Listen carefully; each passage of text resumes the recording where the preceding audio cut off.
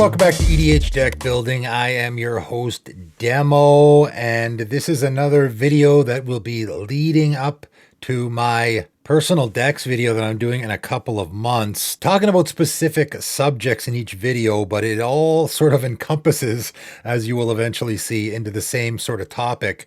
And this video in particular, I will be talking about Monolith Commanders, which is a term that I essentially made up, which of course I will explain. And I was going to do this video next week, but I bumped it ahead of the other one because I got a question from one of my patrons on the Discord that was very relevant to the subject, so I thought I would go ahead and do it here. So what they said is, I got my roommate to build his first deck, Rocco Street Chef, because his last name is Rocco. The other night he mentioned that he was frustrated because of our playgroup removes Rocco after 1 or 2 turn cycles to keep the advantage in check.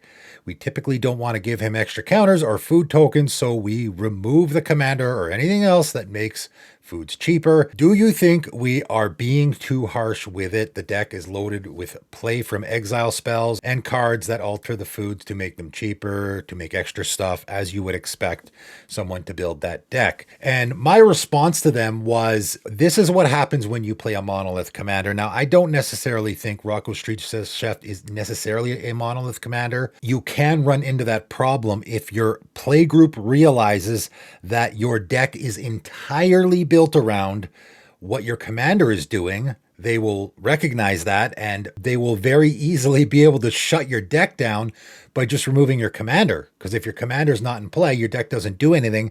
And that's what I mean by Monolith Commander. A Monolith Commander is a commander that, if it's not in play, your deck doesn't do anything. Now, there is specifically commanders that are designed that way, that's just the way you got to play that deck, but there also is building your deck that way, right? There's a couple different scenarios that play into it. Now, what I said to them is, first of all, rule number 1 for me, don't make yourself a target. And that includes if your commander is removal magnet, right? If your commander is just going to get removed every time it hits the table, I don't know what to tell you. Don't play that deck. Don't play that commander. That's the easy solution. The other solution, if you're very, very determined, is just hold off. Wait for a few turns to cast your commander until maybe you have some protection in your hand. Maybe you can go off and get some stuff done before your commander actually gets removed. That's probably my best advice there. Or having backups for your commander so that your deck can actually do stuff if your commander's not in play. Now, if you truly have a Monolith Commander, that might not be possible, right? And the first time I brought up this whole term of Monolith Commanders is very early on in my channel, one of my very first videos, in fact, talking about Commander Legends. And Commander Legends had a few commanders that I consider to be Monolith Commanders. Obeka Chronologist was a great example of this, right? Tap. The player whose turn it is may end the turn.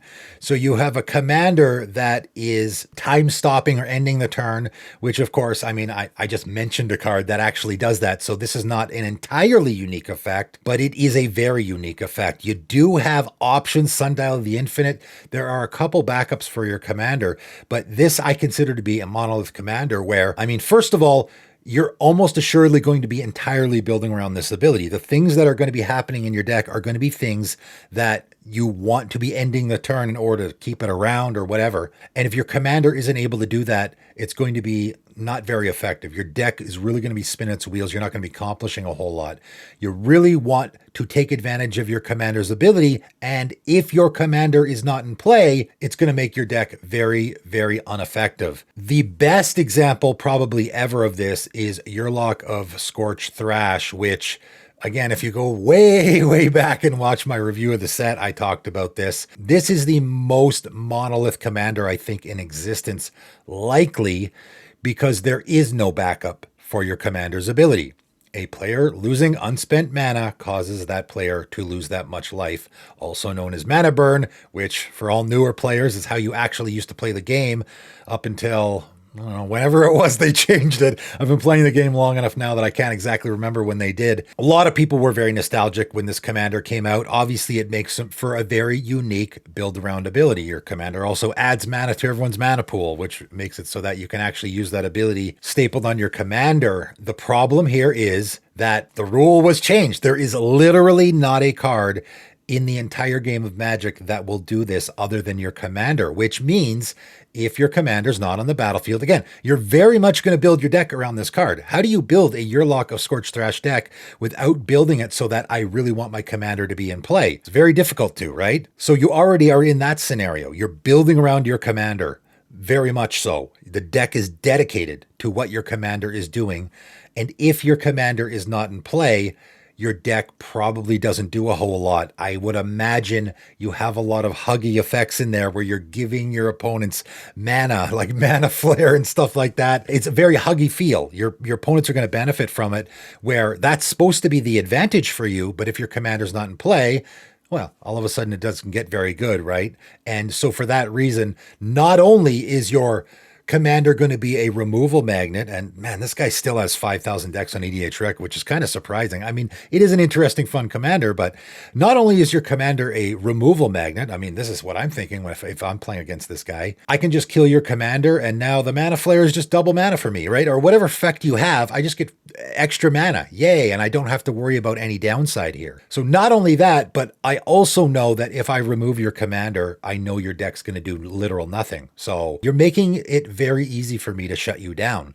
That is the issue with Monolith Commanders. Again, Obeka and Yurlok, because they're very unique, that makes them popular commanders. People want to build those decks, but it also makes it so that you very much have that commander that needs to be on the battlefield in order for your deck to do anything. Let's take a look at some newer commanders and apply this logic. So Brenard, Ginger, Sculptor. I just grabbed a few commanders from some of the most recent sets we've gotten to sort of analyze whether or not they are Monolith Commanders. And of course, I'm grabbing the real popular ones here. So each creature you control that's a food or a golem gets +2/+2 and add trample. Now, I would imagine there are some people building around that ability, but that's not the main ability here to build around. I think that's just an added bonus. The ability that probably most people will be building around here, whenever another non-token creature you control dies, you may exile it. If you do, create a token that's a copy of that creature, except it's a 1/1 food golem artifact creature token in addition to its other types, and has to tap, sacrifice this creature, gain 3 life. So turns it into a food creature, right? Really neat ability, very build-aroundable without question, on top of that added Anthem bonus you get. And as I talked about with this commander when the set came out, I said my favorite strategy here is one of my favorite strategies already, which is the value-y ETB creature. And you could do this in a couple of different ways, where you have a Sakura Tribe Elder, which sacrifices itself. So now I can sacrifice my Sakura Tribe Elder, go get a land. And of course, that is a non-token creature I control dying. I mean, that I would imagine would be an auto-include in this deck, regardless of the direction you're going. It comes back into play already as a 3/3 with trample, which is great. But of course, the best part about it is you can now sacrifice it to go get another land. So you're getting double value out of your creatures here, right? The same can go for ETB creatures like an Eternal Witness. Now we're sort of on the flip side of the coin here. So sacrificing creatures work great, but also the ETB creatures work great as well, because it comes into play. I get some card out of my graveyard, and then I can have it die. I can chump with it. I can have sack outlets, whatever you want to do in the deck. Of course, it all works.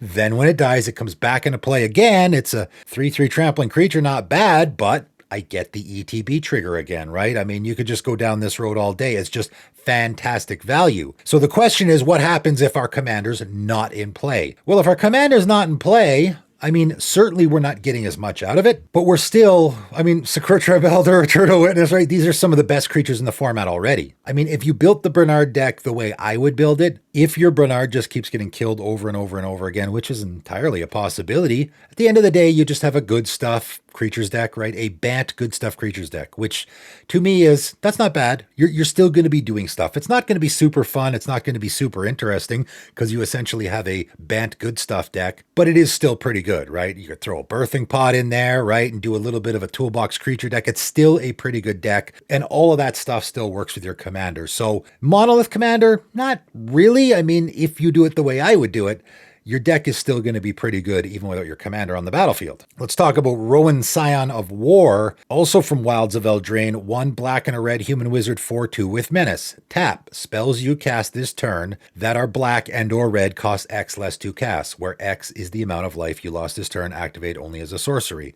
So for me, I'm evaluating these commanders. Are they Monolith Commanders? Are you going to run into trouble, right? You build this deck. Are you going to run into trouble? And this is the warning that I'm giving to people with this video more than anything. And this is obviously going to be a target. I mean, how could it not be? I'm definitely going to be targeting this if I'm playing against this individual, because they're probably going to be casting a whole lot of stuff for free. So I'm going to be holding up my swords or my path or whatever for when your commander comes down and has a tap ability. So, maybe you can use it right away. Maybe you can't. This already has 5,200 X on EDH Rec, so people clearly are going after it. The question I'm just asking here, because I would say this is definitely a Monolith Commander. How hard hit are you by your commander not being on the battlefield? You're getting ready for this big play. This is how I'm imagining it, how I'm imagining this deck is working and how it's being played. I have this big expensive spell I want to cast in my hand that, of course, I want reduced by X. You've already paid a ton of life. Now, if you're paying the life for some nonsense thing that isn't very good, now you just paid a ton of life for nonsense that isn't very good. So I guess if you're finding stuff like a Necropotence where the pay life is actually giving you some massive advantage, now it's not so much, right? So that's the scenario you want to go with. I would say this commander definitely is a situation where if you can't get it down, you're going to be in big trouble. If you can't get your commander to stick, your deck's probably not going to do a whole lot. You're probably going to end up with those big splashy spells in your hand that you were hoping to cast for way cheaper, and you're not going to be able to do so. You're going to sit there, I imagine, again, with a bunch of 7-8 mana spells in your hand that you can't cast because your commander keeps getting removed. And remember, gets removed once, it's now 5 mana, gets removed again, it's now 7 mana after only being killed twice, right? It's going to slow you down quite a bit. And this is not like the situation like my patron had where Playgroup was just targeting their commander because they knew what was going to happen. Everyone knows what's going to happen with this guy in the command zone. Everyone knows you're just going to be casting big, giant, scary things with your commander. So they're going to be ready for it, right? How screwed are you? That's the question you need to be asking yourself when you're building commanders like this. How screwed am I if my commander does not stick on the battlefield? If I am not able to use my commander's ability once in the entire game, is my deck just screwed? Am I doing nothing? Just ask yourself that. If you have this deck, if you're one of the 5,200 people who at least put their deck on EDH Rec, look through your deck and just ask yourself, how screwed am I? Do I have backups for my commander? There are a couple. There's that Marsh Bloodcaster guy, the guy from C21. I mean, that's probably an auto include in this deck anyway. That's kind of a backup for your commander. So there are a couple options there, but just be careful when you're building this deck is all I'm pointing out. Don Andreas, the Renegade. And this one I particularly picked out because it appears to very much be a Monolith Commander, but is it? Each creature you control but don't own gets +2/+2, has Menace and Death Touch, and is a pirate in addition to its other types. And of course, as I talked about in another video, this easily could be just that on this commander, and you could very much build around it. Of course, you want to be stealing your opponent's stuff there. You can do it in a couple different ways where I just, do the active treason typical stuff, but also playing my opponent's cards from their Praetor's Grasp, right? That kind of stuff as well. We'll get you a creature that you will control but not own. But on top of that, whenever you cast a non-creature spell you don't own, create 2-tap treasure tokens. So again, the Praetor's Grasp scenario will work there. Anything where you're playing cards from your opponent's libraries, which you can do in black and also you do in red. I think those colors are probably the best for that. The Praetor's Grasp scenario is probably the best one because, of course, that's a commander staple. Again, there's a card that gets played in the format all the time anyway. I can Praetor's Grasp, go get my opponent's best creature. Let's say I get their Elishnorn, and then I can play it, right? Now, if my commander's on the battlefield, I have a Elishnorn that I control but don't own, so it's going to get +2/+2 Menace and Death Touch. Well, that's pretty good. That's a very big, scary-looking Elishnorn with Menace and Death Touch. That's all right. But if my commander's not on the battlefield, right, let's say I've got the Elishnorn and someone kills my commander, okay, my Elishnorn's not so big and scary, but it's still an Elishnorn, right? Still a really fantastic creature. If I active treason, I'm going to steal my opponent's Blightsteel Colossus or something. I mean, let's take something that isn't quite so ridiculous. I'm just stealing my opponent's big scary creature, right? It's a big, 9/9 flying creature like that Demon of Death's Gate that I just talked about in my 5 cards video, right? If I steal that, if my commander's in play, now it is going to be bigger and it's going to have Menace and Death Touch, but if my commander's not in play, it's still a big scary creature, and that is still a pretty decent play, just to steal my opponent's creature and smack them with it. So you're going to be all right, even though this is absolutely a commander that you want to be building around what it's doing. All the stuff that you're going to be doing in the deck is already still going to be pretty good. You're still going to be able to take all your opponent's best stuff and use it against them. Not a strategy people love playing against, but it is a strategy that works really well in the format. So even though this commander on its face might seem like a Monolith Commander, well, no, not really at all, because all the stuff you're doing is still going to work just fine. You're just going to get a little bit less of an advantage out of it, right? If I steal my opponent's Krosan Grip so I can get that very powerful enchantment off the battlefield with my Praetor's Grasp, okay, well, if my commander's on the battlefield, I'll get 2-tap treasure tokens, but if he's not on the battlefield, that's a pretty good play still. So no problems, right? Again, this is very similar to the Brenard situation where I'm already doing a lot of really good stuff in my deck. So even with my commander not in play, I'm still going to be all right. How about Eriette of the Charmed Apple? This is the most popular commander from Wilds of Eldraine. I'm a little surprised by that. Not entirely. There's a couple that I thought were better than this, but I'm not super surprised that this is number 1. So 1 black and a white human warlock, 2/4 each creature that's enchanted by an aura you control can't attack you or a planeswalker you control. At the beginning of your end step, each opponent loses X life and you gain X life for X the number of auras you control. This already has 7,400 decks on EDHREC. Wow. So I'll throw it out to you guys. Is this a Monolith Commander? Yes or no, right? So by my definition, in other words, if my commander's on the table, my deck's clicking along doing fine, but if my commander gets removed right away, is my deck going to be spinning its wheels? Is it going to be doing a whole lot? What's your answer? Is this a Monolith Commander? I would say that it is a Monolith Commander. Now, the end step trigger is okay here. I like end step triggers because I can cast my commander, of course, on my main phase, and then immediately on my very next end step, I will get the trigger that I'm looking for. So you're at least going to get something. It's not quite as good as an ETB or a cast trigger, which I'm pretty much guaranteed to get, but an end step trigger is also pretty good. So if I have a bunch of auras in play, I can immediately get that trigger on my end step, likely before my commander is removed. So at least I'm getting something. And your commander's not that expensive. But I'm going to have to do all that preparation beforehand, right? And the fact that your commander costs 3 means you can get it out right away, but you probably don't want to, right? And a lot of Monolith Commanders, one big mistake that people make is they just rush them out. Don't rush this commander out. Again, I don't have this deck, but how I would both build and play this deck is I'd probably want to throw a few auras on my opponent's creatures or mine before my commander even comes down, because I want to, at the very least, get that end step trigger before my commander dies to a board wipe or targeted removal. Now, this other part makes it even more a Monolith Commander, in my opinion. Each creature that's enchanted by an aura you control can't attack you or a planeswalker you control. So, of course, that ability does literal nothing if your commander isn't on the battlefield. And again, I would say likely the way that people are building this deck is they're putting enchantments on their opponent's creatures for exactly that reason, right? So for example, All That Glitters is in a whole bunch of these Eriette decks. Now, are you putting this on your opponent's creature?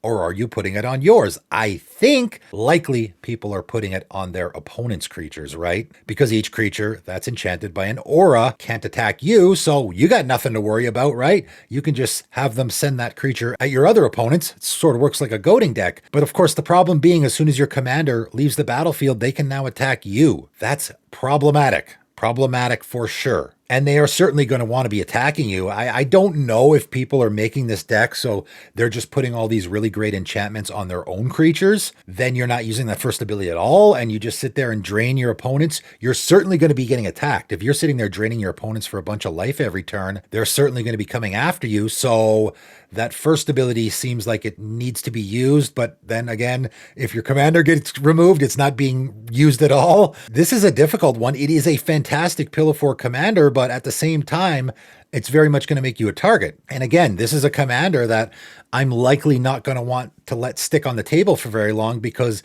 it is not only draining my life, but it is giving my opponent a massive advantage. I know people will say, well, every commander does that. Sure, but every commander isn't going to completely shut your deck off if you remove their commander. I mean, I have 0 decks that do that. So this is definitely a commander that you very, very, very much want to stick on the battlefield, without a doubt. A couple of commanders from the brand new set. Murders at Karlov Manor, Massacre Girl, Known Killer, 2 black, Human Assassin, 4/4 with Menace. Creatures you control have Wither. Whenever a creature an opponent controls dies, if its toughness was less than 1, draw a card.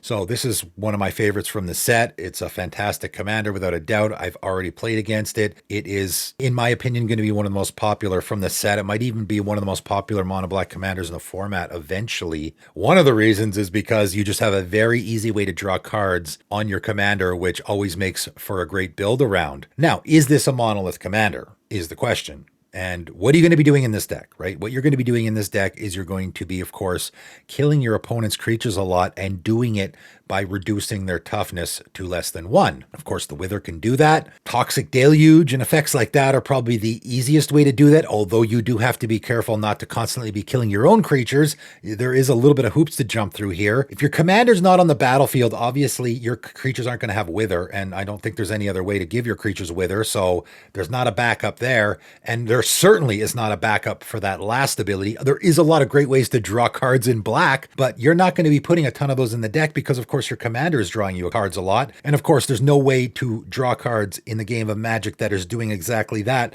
However, you are still having your opponent's creatures die. So just having something that says whenever a creature dies, like a Harvester of Souls, is kind of a backup for your commander because it works with what you're already doing in the deck, and it can be a backup as a draw option, although of course not nearly as good as your commander. Now, how good is your deck going to be working if your Massacre Girl is not in play? Let's look at some of the cards that people are putting in here. No surprise at all, Necroskitter is going in pretty much all of these decks. When a creature an opponent controls with a -1/-1 counter on it dies, you may return that card to the battlefield under your control. Phenomenal fit with both the Wither and then also with, I imagine, a lot of the -1/-1 counter theme that you will be doing in this deck, like Black Sun Zenith and stuff like that. Of course, slam dunk in the deck. How good is this card if your commander's not in play? Not bad, because of course, I can still cast a Black Sun Zenith. I can still play a Midnight Banshee, right? There are lots of cards that are doing that in the deck, so that works. In fact, just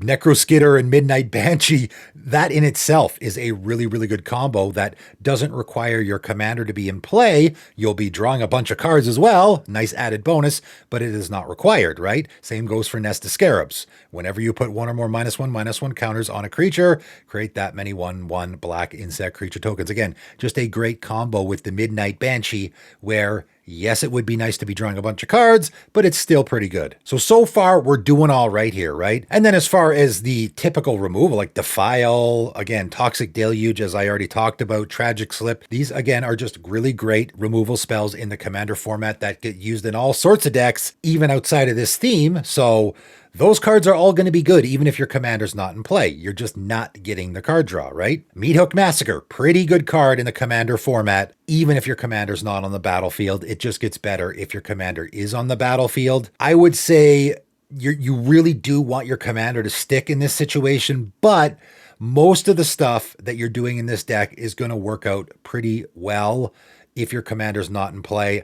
I would just be careful with the card draw, right? If you are relying on your commander entirely for the card draw, it could get a little sticky there. Having a few backups, which is not hard in black, is probably a good idea. All right, I'm going to end off talking about Anzrag the Quake Mole. 2 red, green. Mole God, 8/4. When Anzrag the Quake Mole becomes blocked, untap each creature you control. After this combat phase, there's an additional combat phase, and you can pay 3 red, red, green, green. 7 mana, that's a lot. Anzrag must be blocked each combat this turn if able. So this really depends on how you're building this deck, and I think a lot of people might be building this deck in the I'm trying to get infinite combat scenario. There might be people going with the more untapping my creatures theme. Ask yourself, is my deck going to be doing anything at all if my commander's not in play? Because this absolutely, okay, for anyone, if you're new to the format, if you've never played with this commander before, which probably nobody has, this is going to be removal magnet. I promise you this deck is going to make you a target, this commander. When people see it in the command zone, they're going to be saving that removal. You know, any removal they have in their opening hand, they're just going to save it for you. I guarantee it. So already this commander, in my opinion, goes against rule number 1 for me. Now, if you really want to play this commander, that's fine. But what is your deck going to be doing if your commander gets removed? Because that is very much a likely scenario. Are you going to be able to do stuff? Are you very much relying on your commander untapping your creatures? Are you very much relying on all those extra combats? Of course, there are lots of ways to get extra combats in Gruul colors without a question, but is that going to fit with what you're doing in your deck? Are you just doing a generic extra combats deck? I don't think so. Probably not. You do have Neath of the Dire Hunt, which is another Gruul blocking commander. That can be, and as I said, those two go in each other's decks, obviously. If you have a Neath deck, and I would imagine there's some people that might even be swapping out commanders there, it's definitely a backup for your commander. It's not doing nearly the same thing, but it does fit the blocking theme and all of that. Are you doing more of the blocking theme? Are you doing the extra combats, the untapping, the blocking, all of the above? How much of it is going to work if your commander is not in play? I would say, for me, right off the bat, my initial read here is that this commander definitely is going to make you a target. It is definitely going to be a removal magnet, and it does feel very much like a Monolith commander. I think likely the way that most people are going to build this deck, it is going to be, my deck's not going to do a whole lot if my commander's not on the battlefield. That's my guess with this one. What do you guys think? Monolith commanders, yes, no, maybe so. Some of these definitely are, some of them not so much. It always does depend on how you build your deck. If you build your deck entirely around your commander, regardless of the commander you're playing, right? If you build a deck with a commander and you just absolutely need your commander to be in play in order for the deck to work, okay, well, you're already shooting yourself in the foot. It doesn't matter what commander you have. You're making it so that your deck requires your commander to be in play to do anything. To me, that's bad deck design. You should not be doing that. Again, I call it a Monolith commander. My commander needs to be in play or my deck does nothing. And people will figure out, especially if you have a play group, people will figure out very quickly that, hey, all I have to do is remove this guy's commander and his deck doesn't do anything, right? There's lots of different ways around this, right? Lots of ways where you can either have backups in your deck so that you don't necessarily need your commander in play. You can have, just like with the Brenard idea, just a lot of great value-y creatures so that your deck is indeed doing things even if your commander's not on the battlefield.